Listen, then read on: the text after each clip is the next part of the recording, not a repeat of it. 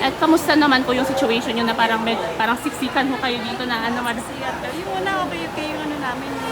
Kaya lang ngayon yung CR, ano na siya. CR po. Wala naman po nang naglilinis or nag-maintain ng safekeeping dito. Kayo-kayo lang din po. Oo.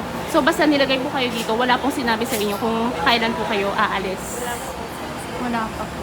Paano na? Kung anong kailan ko. So far po, ano na po yung mga naibigay sa inyo na tulong po? May cash. Ilan? Pwede po po. Unang cash 10. 10,000.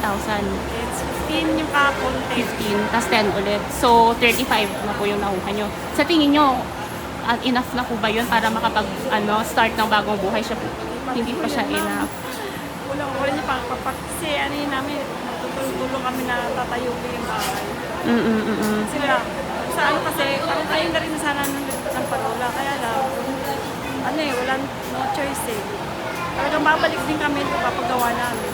So doon din po kayo ulit babalik kapag Napagawa. Ngayon yung mga naitulong sa amin na cash, yun ang paggagawa namin. Opo. Sabi po ni President Marcos, meron din po siyang ibibigay ng mga construction materials daw po na pampatulong sa inyo. Sa tingin niyo po, makakatulong po yun? Makakatulong din yun. Makakatulong din. Pero ano po yung kailangan nyo ngayon, Nay, bukod sa pera? Ito yung namin, sarili. Bahay ba? Gusto nyo po ng may pabahay po na programa?